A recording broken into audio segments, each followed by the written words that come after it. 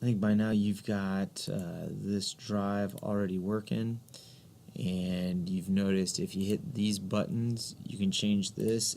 It's usually like 1, or it defaults to 1, but you can change it and that will make your train faster. Now we want to get the train to go in a circle.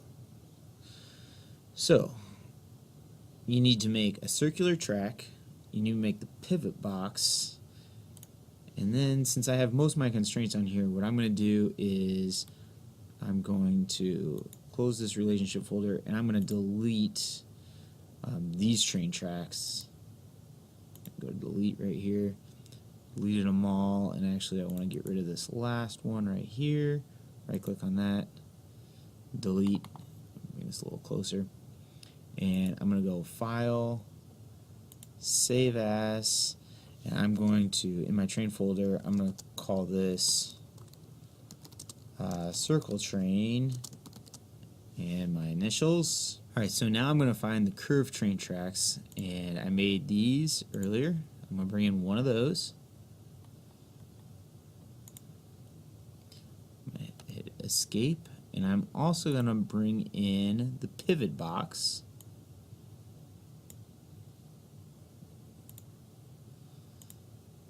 I need one of those. I'll set that up there.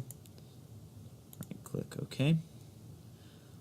Alright, I'm going to ground my track.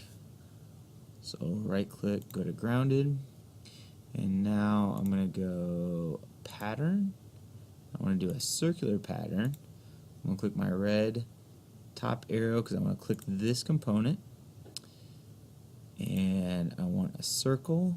I want to go around like the inside of this, and you can see it made them, and I want 8 of them, I believe, at 45 degrees.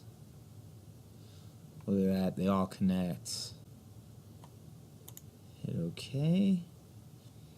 And those are grounded, just in case I can check. I'm going to click on that arrow, and that first one's grounded. Okay, cool. So I can move this train up here. And now I want this pivot box brought in. So I'm going to go constrain. I'm going to insert this constraint, and I want this circle and that constrained. Hit apply.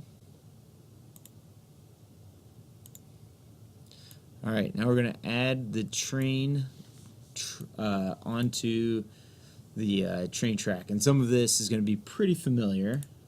So I'm going to do a constraint. I'm going to do the make constraint. I'm going to do the top of the track with the bottom of the train body, and I want to offset that 0.4. Bring that back around. So now we do another mate.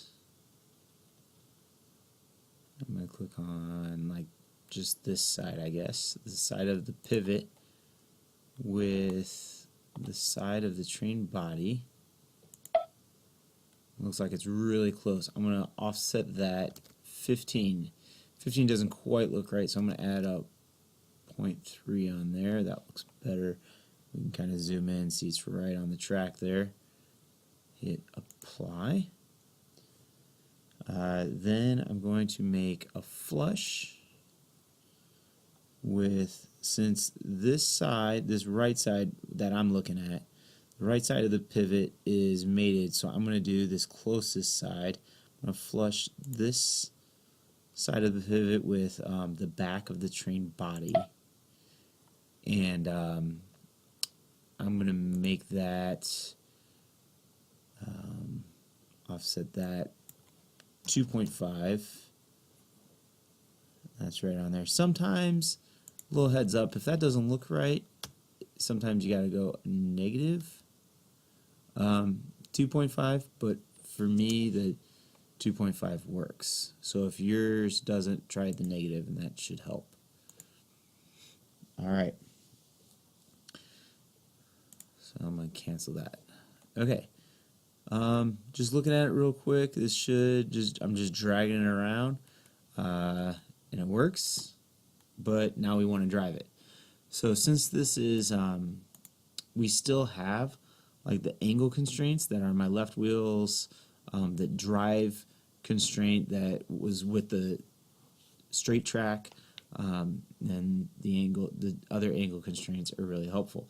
So I'm not going to delete those. I still want to use those, which is why you want to have the first assembly all done.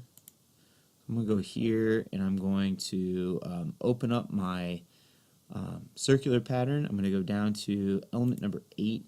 I'm going to just right click on this and turn off the visibility. Okay, so now I'm going to create an angle constraint, and I'm going to do single angle constraint, and I want to click on, I'm spinning around here, I'm going to click on the track there, and then I'm going to click on the one of the pivot sides. For me, I'm going to click on the left side of the pivot, and now I want to click apply. Spin that back around. Okay, let's go to our parameters one more time, and if we scroll down, we'll notice my crank right there, I did lowercase. I'm going to go all the way down to the bottom, and that was the 99th parameter I've added for this. I want to make this most recent one, which is the very last one. I'm going to type crank divide by 12. Alright, so that's going to come in handy here. So I'm going to go crank divide by 12. A lot of you guys did all caps, which was in some previous instructions. That's good. So whatever you called way up here, a lot of you called it crank, maybe you called it spin, maybe you called it crank 1. Oh darn it. Okay, so let me retype that. Crank divided by 12 and hit done. Okay, I'm going to go back and turn on the visibility here. So I'll right click on that track, turn on visibility, close that up. Now I'm going to go back to this angle constraint that I had from way back in the straight assembly. Okay, I'm going to right click on this drive me. I'm going to go to drive. 360 degrees is only like one of those tracks. So I'm going to type, I already typed 24. I want it to go around a whole bunch. I'm going to press play. You can see my trains going around and around and around. If I want to pick up the speed a little bit, I can change this from 3 to like 5. And there we go. It's going around and around and around. You know, you could add like a Christmas tree here in the middle, some decorations, and you got your train going around. Great job. Do not forget to save your work and show your teacher. So I'm going to file, I'm going to go to save as. I'm going to call this circle train and my initials. Good job. Make sure you show your teacher.